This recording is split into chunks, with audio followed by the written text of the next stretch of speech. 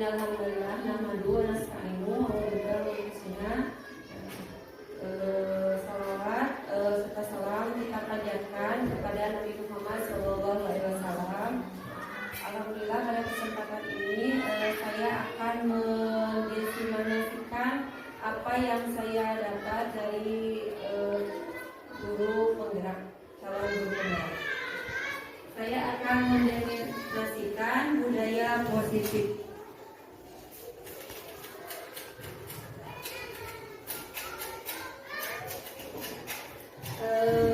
Judulnya aksi nyata modul 1.4 budaya positif.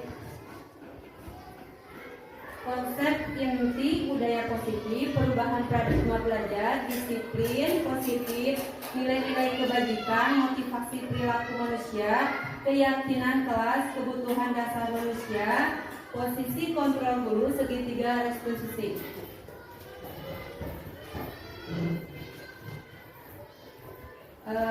Pembelajaran dengan paradigma baru merupakan pembelajaran yang dirancang berdasarkan prinsip pembelajaran berdiferensiasi sehingga peserta didik belajar sesuai kebutuhannya berdasarkan tahap perkembangan sesuai teori fisiologi modern untuk mewujudkan profil pelajar Pancasila. Ini apa yang disebut disiplin positif? Disiplin positif merupakan salah satu cara penerapan disiplin yang bertujuan untuk menumbuhkan kesadaran serta memperdayakan peserta didik tanpa imbalan penghargaan atau reward, ancaman atau hukuman. Sebagai pendidik, tujuan kita adalah menciptakan peserta didik yang memiliki disiplin diri sehingga mereka berperilaku mengacu kepada nilai-nilai kebajikan universal dan memiliki motivasi intrinsik dalam perubahan perilaku ke arah yang lebih baik. Jadi di sini disiplin positif bukan berarti kita memberi hukuman atau ancaman atau reward. Kita jangan sekali-kali bikin reward ya. Jadi anak-anak itu kebiasaan kalau misalnya gini, kamu yang bisa ini nanti ibu kasih permen. Sebenarnya itu nggak baik ya buat anak. Soalnya kan kalau misalnya kita tidak bisa, kalau misalnya hari itu kita tidak ngasih reward, berarti anak-anak kan nggak mau, males ya untuk mengerjakan ini seperti itu. Nilai-nilai kebajikan universal di sini contoh nilai kebajikan universal itu profil pelajar Pancasila beriman dan bertakwa pada Tuhan Yang Maha Esa, berakhlak mulia, berkebinekaan global, gotong royong mandiri, program, toleransi, hormat, integrasi, mandiri dan seterusnya. Terus keterampilan hidup, baik skill, dapat dipercaya, lurus hati, pendengar yang aktif, tidak merendahkan orang lain dan memberikan yang terbaik. Teori motivasi hukuman dan penghargaan di sini. Motivasi intrinsik yaitu untuk menghindari ketidaknyamanan atau hukuman, untuk mendapatkan imbalan, penghargaan orang lain. Motivasi intrinsik untuk menjadi orang yang mereka inginkan dan menghargai diri sendiri dengan nilai-nilai yang mereka percaya.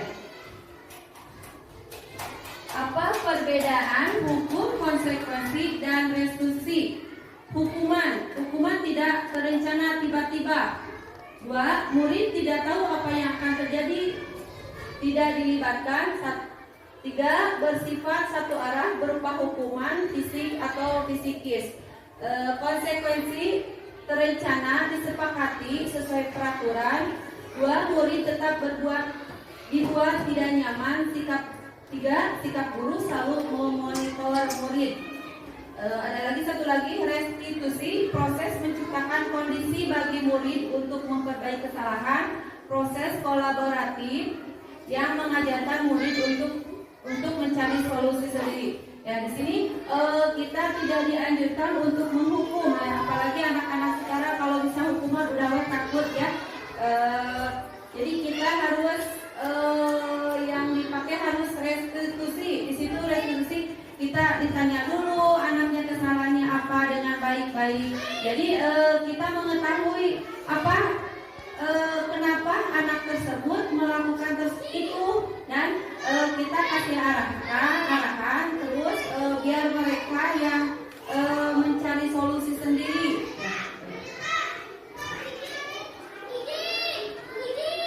Di sini ada tindakan guru mencatat 100 kali dalam buku kalimat saya tidak akan kembali lagi karena terlambat sekolah.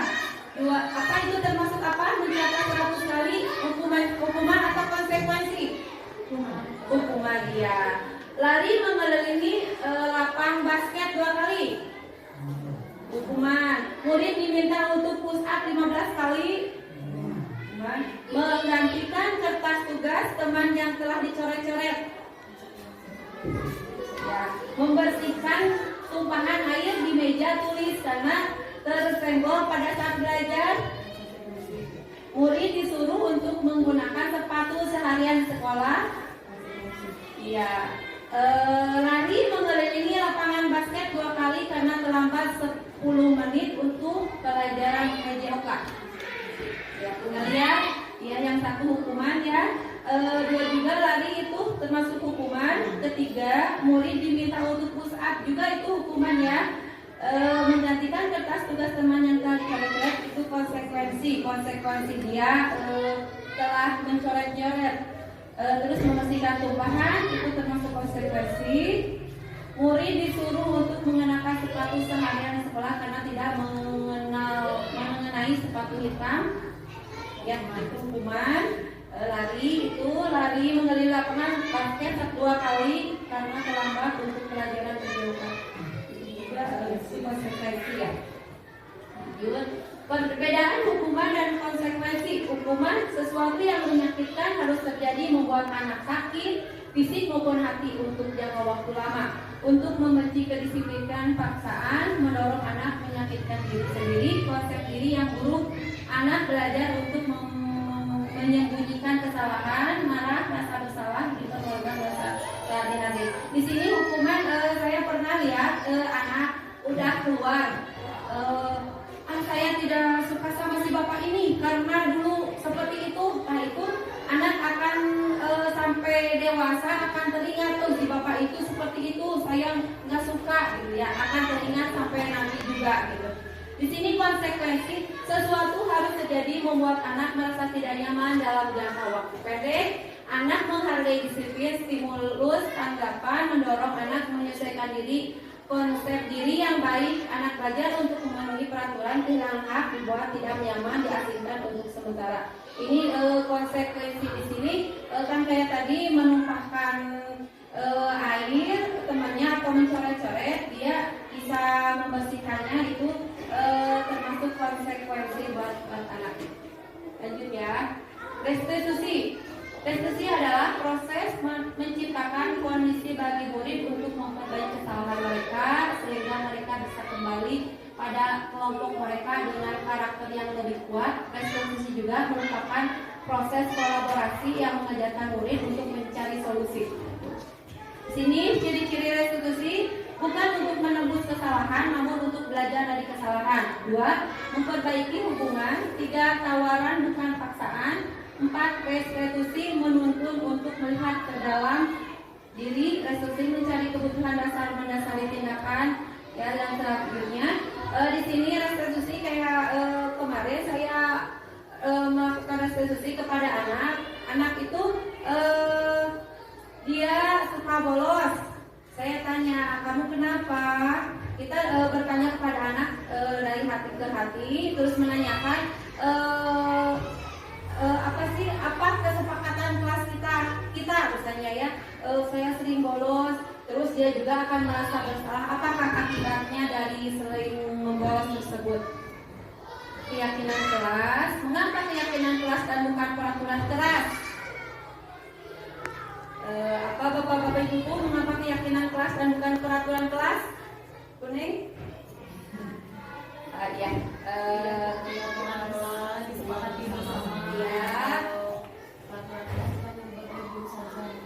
Ya, keyakinan kelas itu disepakati bersama. Anak mau apa, misalnya tidak membuang sampah sembarangan. Anak menulis semua ditempel, terus kita dipilih apa yang baik, misalnya kita terapkan di sekolah ya, di kelas kita. Jadi bukan peraturan. Kalau misalnya peraturan, anak akan merasa terkekang dengan peraturan tersebut ya. keyakinan kelas, insya Allah mereka akan merasa oh ini teh keyakinan kelas, ini teh saya yang buat sama teman-teman sekelas. Berarti saya harus melaksanakan keyakinan tersebut, gitu ya, Bapak-bapak Ibu. Terus di sini jawab pertanyaan berikut. Mengapa Anda memakai helm saat berkendaraan? Apakah takut polisi? Apakah takut celaka? Celaka ya, iya. Jadi kita punya kesadaran bahwa pakai helm itu bukan saya takut ditilang gitu, tapi saya takut untuk celaka. Kalau celaka kita pantai ya. Terus mengapa Anda memakai masker dan mencuci tangan setiap saat pada saat ada virus COVID? Sehat. Iya, biar sehat ya, biar sehat. Lanjut ya. Nilai-nilai keselamatan atau kesehatan inilah yang kita sebut sebagai suatu keyakinan. Ya, di sini kita belajar dari kita memakai helm, berarti itu keyakinan saya. Kalau misalnya pakai helm tersebut, saya akan selamat insya Allah ya. Kalau kita alhamdulillah maksudnya tidak celaka gitu ya. Lanjut ya. Nah, seorang akan lebih bergerak dan bersemangat untuk menjalani keyakinan. Kalau misalnya hukuman kita akan tertekan ya. Lanjut. Nah ini pembentukan keyakinan kelas. Satu, keyakinan kelas bersifat lebih abstrak daripada peraturan yang lebih rinci dan konkret. Ya. Keyakinan kelas berupa pernyataan-pernyataan universal yang secara global ya. Tiga, pernyataan keyakinan kelas senantiasa dibuat dalam bentuk positif. Jadi tidak ada kata tidak. Misalnya jangan buang sampah sembarangan. Jadi kita ganti dengan apa kalimat positif? Buang sampah pada tempatnya. Iya, membuang sampah pada tempatnya. Jangan menyakiti teman. Berarti berbuat baik atau kita saling menghargai. Jadi kita jangan, kalau misalnya kita membuat keyakinan kelas, jangan itu kan itu kalau jangan kalimatnya negatif ya. Jadi kita kembalikan lagi ke positif. Misalnya jangan terlambat, tepat waktu ya, seperti itu ya Bapak-bapak Ibu. Ya, buat keyakinan kelas boleh dari sekarang kita membuat keyakinan kelas biar anak-anak kita tahu gitu apa peraturan di kelas kita. Sini 5 kebutuhan dasar manusia: bertahan hidup, makan, tempat tinggal, pakaian ya, penyesuaian, perasaan ingin diakui, pemimpinan, harga diri, prestasi, kesenangan, bermain, tertawa, kasih sayang, rasa diterima dan disayangi, kebebasan, mandiri, memiliki pilihan keinginan. Jadi di sini anak-anak juga ingin diperlakukan sebagai manusia ya. Kan di sini nih ada perasaan ingin diakui sama teman-temannya, sama gurunya, seperti itu. 5 kebutuhan dasar manusia nih. Nah, semua orang senantiasa berusaha untuk memenuhi kebutuhan dengan berbagai cara. Bila mereka tidak bisa mendapatkan kebutuhannya dengan cara yang positif, mereka bisa melanggar peraturan atau melakukan hal-hal yang tidak sesuai dengan nilai-nilai kebajikan. Ya, di sini kayak tadi, kalau tidak berarti anak beranggapan ini negatif. Jadi kata guru juga, kata guru juga ini jangan, itu jangan, ini jangan. Kalau kita dikembalikan dengan perkataan yang positif, insya Allah anak juga akan menyadari, oh ini teh bagus ya, seperti ini teh gitu. Ini ibu guru bilang aku tidak boleh bersenandung sewaktu menangkap tugas. Katanya kelas harus tenang, tidak ada suara kan, enggak seru jadinya gitu. Apa di sini? Kebebasan, kesenangan, cinta dan kasih sayang, penguasaan. Ibu guru bilang bersenandung kebebasan ya, iya kebebasan. Ada lagi, ibu guru tidak menyampaikan hari ini, padahal aku pakai jepit rambut baru. Ibu guru tidak menyampaikan. Iya, dan saya lanjut. Ada aku sebel, gambarku tidak rapi, malah ibu guru menunjuki ke teman-temanku di dalam kelas.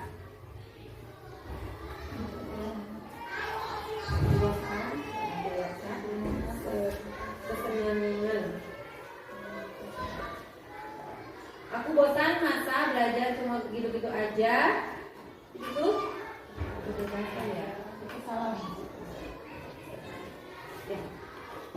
Ya, konsep 5 kebutuhan dasar manusia tidak hanya berlaku bagi anak-anak atau murid, namun juga bagi manusia dewasa. Dalam satu sekolah adalah para tenaga pendidik dan pendidikan. Lihat para guru sekolah. Terus, yuk coba kenali diri kita. Restitusi 5 posisi kontrol. Penghukum, seorang penghukum bisa menggunakan hukuman fisik maupun verbal. Ya, di sini kita jangan sampai dicap penghukum ya sebagai guru.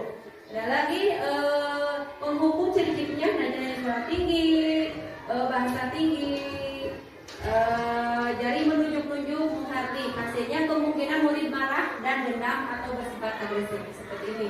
Penghukum. Terus pembuat rasa bersalah. Pada posisi ini biasanya guru akan bersuara lebih lembut. Pembuat rasa bersalah akan mengheningkan yang membuat orang lain merasa tidak nyaman. Di sini kalau misalnya anak kesiangan, terus kenapa kamu kesiangan? Saya karena kurang tidur bangunnya siang misalnya gitu. Kata nanti teh kita sayang nggak sama ibu kalau misalnya ibu ditegur sama siapa, sama atasan ibu kalau kalian kesiangan. Jadi si anak tuh merasa oh ibu teh nanti akan ditegur sama siapa gitu. Jadi anaknya oh saya bersalah berarti besoknya harus pagi-pagi.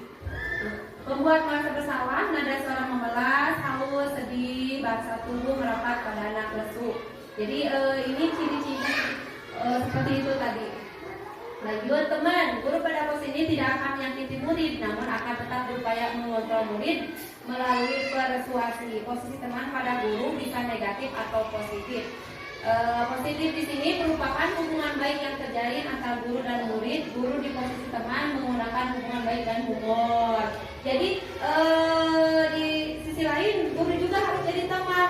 Tapi kadang si anak kalau guru jadi dekat terus kayak menyepelekan gitu ya ke guru teh. Terus kalau misalnya kita nggak ada, terus guru lain kan nggak mau belajar sama itu mah karena ibu guru sebagai teman seperti itu ya. Yang terus teman jadi nada suara ramah, akrab dan bercanda di sini. Hasil murid akan merasa senang dan akrab dengan guru. Ini termasuk dampak yang positif. Hanya saja di sisi negatif murid menjadi tergantung pada guru tersebut. Ketika guru nggak ada, guru tersebut nggak ada, anak akan merasa tergantung, nggak mau sama guru yang lain ya seperti itu. Kalau teman, pemantau berarti mengawasi pada waktu kita mengawasi. Pada saat kita mengawasi, kita bertanggung jawab atas perilaku orang-orang yang kita awasi. Di sini nada suara datar, bahasa tubuh yang formal. Hasilnya murid memahami konsekuensi yang harus dijalankan karena telah melanggar salah satu peraturan sekolah. Guru tidak menunjuk sesuatu emosi yang berlebihan, menjadi marah atau membuat merasa bersalah. Di sini sebagai manajer, posisi terakhir manajer adalah posisi di mana guru berbuat sesuatu bersama dengan murid, mempersilahkan murid bertanggung jawab perilakunya. Ini cirinya nada suara tulus, bahasa tubuh tidak kaku, mendekat kepada murid, guru berbuat sesuatu bersama dengan murid. Ya, di sini kita sebagai guru seharusnya sebagai apa?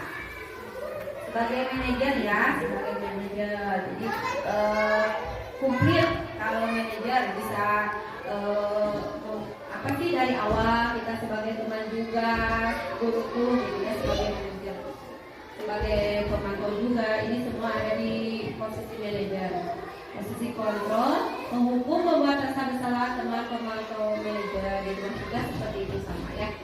Segitiga restitusi di sini suatu proses dialog yang dijalankan oleh guru dan dapat menghasilkan murid yang bertanggung jawab. Jadi di sini kita langkahnya menstabilkan identitas, 2 validasi tindakan yang salah, 3 menanyai keyakinan jalan. Jadi di sini kita harus ada umpan balik gitu sama anak. Gitu. Kalau misalnya kita berdiskusi atau kita menanyai anak apa kesalahan anak. Dari sini menstabilkan identitas, berbuat salah itu wajar, tidak ada manusia yang sempurna. Dari sini ya, ibu bapak juga pernah melakukan itu, kamu marah kenapa seperti itu. Ibu guru tidak ingin mencari siapa yang salah, tetapi tapi ingin mencari solusi. Di sini sebagai menstabilkan identitas. Di sini validasinya, padahal kamu bisa melakukan yang lebih buruk dari ini ya. Kamu pasti punya alasan mengapa melakukan hal tersebut. Kamu patut bangga pada dirimu sendiri karena kamu telah melindungi sesuatu yang penting buat kamu. Kamu boleh mempertahankan sikap itu, tapi kamu harus menambahkan sikap yang baru. Di sini menanyakan keyakinannya, apa yang kita percaya sebagai kelas atau pelajar, apa nilai-nilai umum yang kita telah sepakati, apa bayangan kita tentang kelas yang ideal. Kamu mau jadi orang yang seperti apa? Nah, di sini kita guru sebagai manajer ya, jadi semua mencakup. Lanjutnya ya, sekian testimoni saya. Wabillahi taufiq wal hidayah. Wassalamualaikum warahmatullahi wabarakatuh. Waalaikumsalam.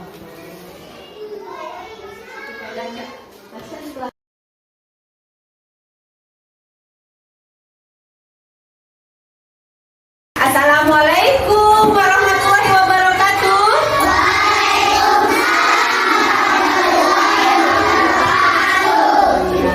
Apa kabar kalian? Sehat semuanya? Alhamdulillah, luar biasa, tetap semangat. Allahu Akbar.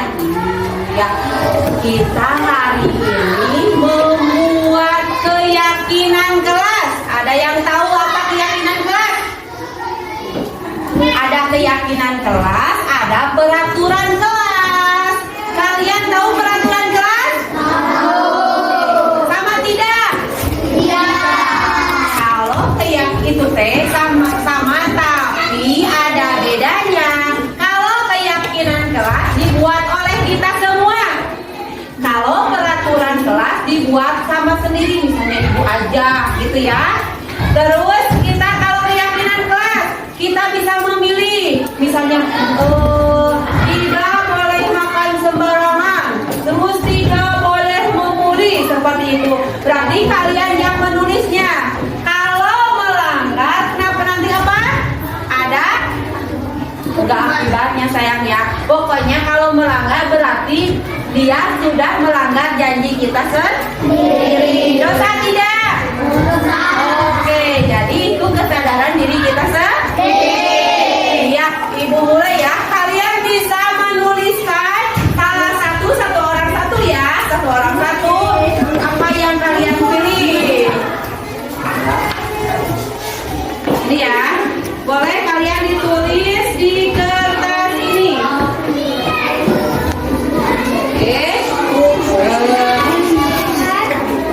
Jadi warna. Oke, ya, bentar ya. Ibu bagikan semua. Kalian boleh menulis apa aja peraturan yang kalian inginkan. Jadi, ya.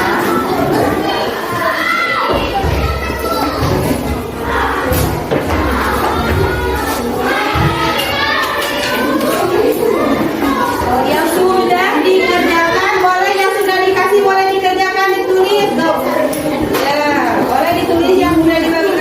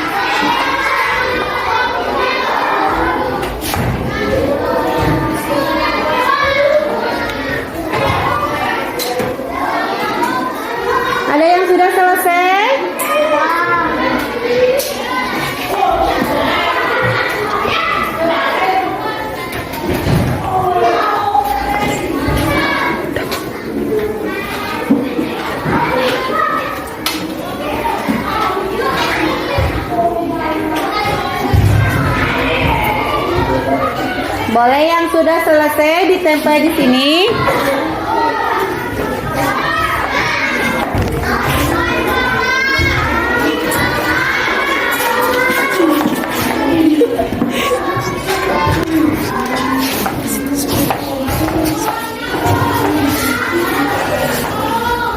Oke. Boleh ditempel sebelah sini semuanya ya, sebelah sini sayang. Oke. Mau di bawah boleh. Oke deh. Oke. Oh. Boleh. Boleh di mana aja. Perlu di bawah boleh. Di mana boleh. Yang lain boleh, yang sudah boleh duduk. Oke. Nah. Jangan duduk ya.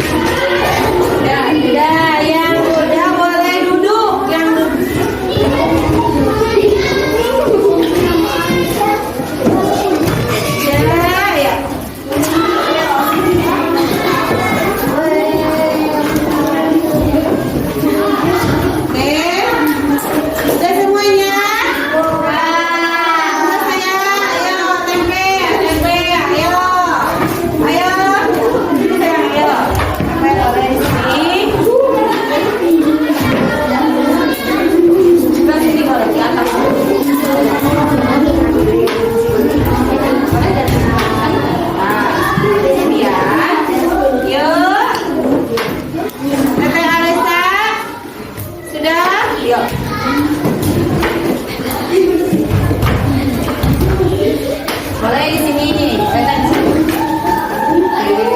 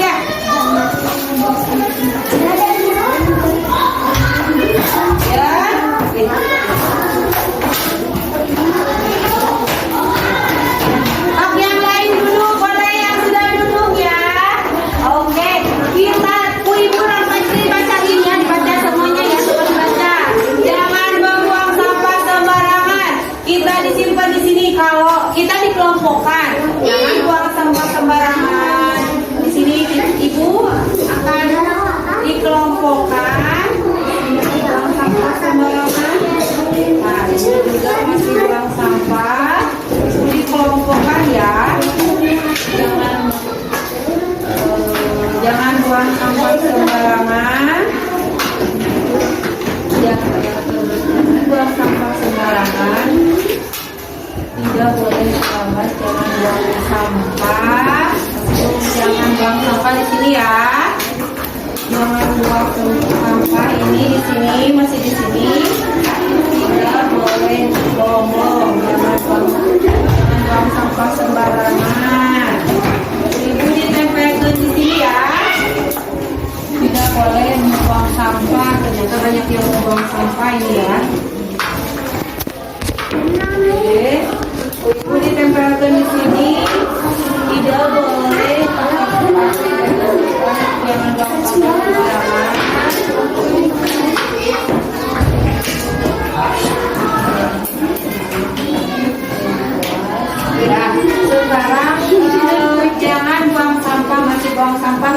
yang jangan buang sampah sembarangan nih. Oke. Oke. Sekarang kita tidak boleh makan di kelas nih, ada nih. Jangan makan di kelas. Jangan. Tidak boleh buang sampah di mesin. Tidak boleh main di kelas. Jangan pakai sepatu di kelas. Terus tidak boleh berbohong. Jadi jangan buang sampah sembarangan lagi ya.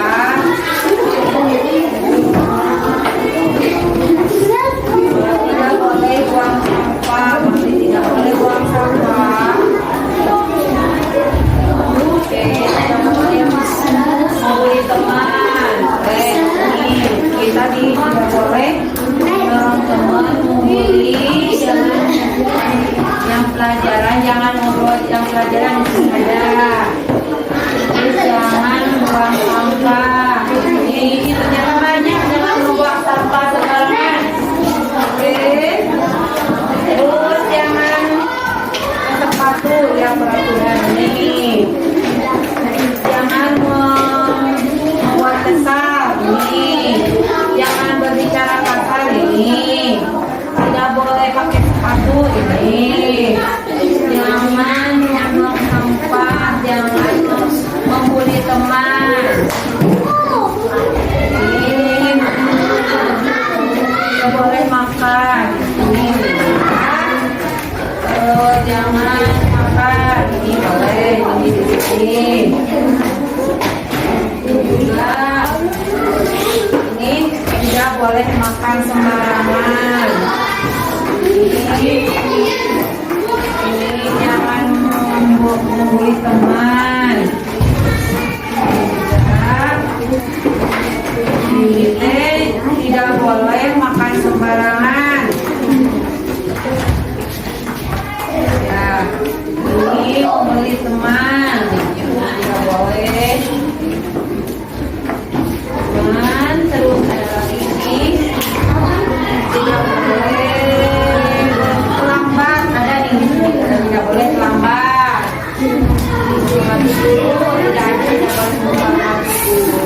Oke, ada di sini. Di sini ada jangan membuang sembarangan. Ya, ini semua yang tidak boleh jangan membuang sampah sembarangan. Kita ganti dengan kata positif, jaga kebersihan. Oke, kita di sini jaga kebersihan. Kebersihan. Kita tempel ya, kita jaga kebersihan. Atau buang sampah pada tempatnya. Oke, buang sampah pada tempatnya. Terus tidak boleh makan di kelas. Iya, tidak boleh makan di kelas. Kita saling tidak boleh makan di kelas, makan pada waktu istirahat. Ada lagi nih, tidak boleh bermain di kelas. Ya, kita belajar harus fokus. Oke, belajar harus fokus. Fokus. Dan ini berarti kita belajar harus fokus. Ini ada lagi, tidak boleh membuli teman. Kita harus saling menghormati. Ya semua terus tidak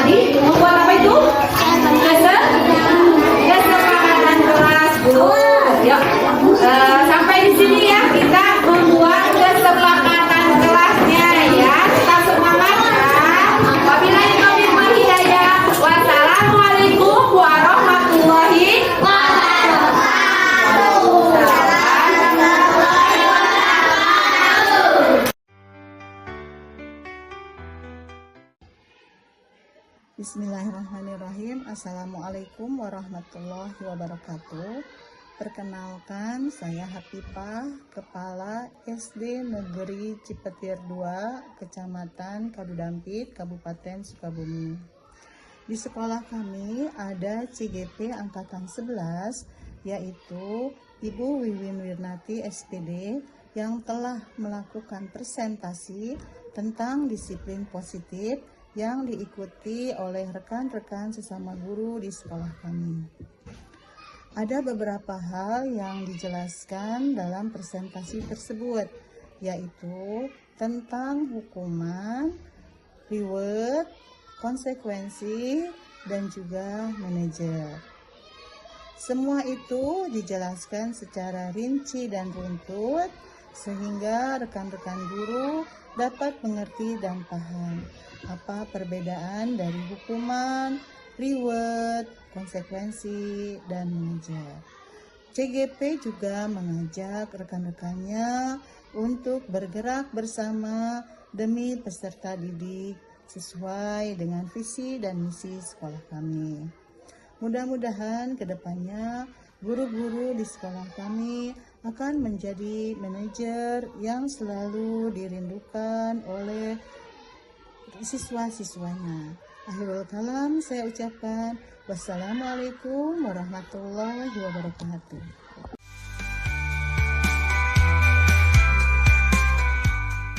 Assalamualaikum warahmatullahi wabarakatuh. Perkenalkan, saya Neng Resti Yuliani, rekan sejawat dari Ibu Winarti, calon guru penggerak angkatan ke-11. Baik, di sini saya akan testimoni tentang diseminasi yang sudah disampaikan oleh Ibu Wiwin.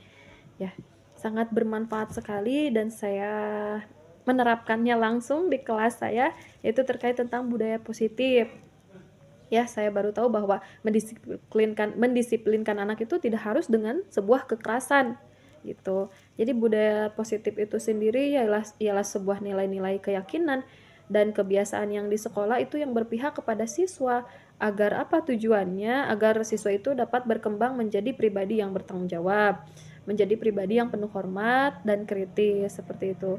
Dan wujud dari budaya positif itu sendiri yaitu dengan membuat sebuah keyakinan kelas atau kesepakatan kelas yang disepakati bersama. Kan biasanya peraturan itu dibuat oleh guru ya. Nah, ternyata budaya positif ini membuat sebuah kesepakatan kelas itu dibuatnya secara bersama-sama. Jadi anak menuliskan sebuah keyakinan, kemudian ditempelkan di papan tulis, kemudian disepakatilah cara bersama gitu.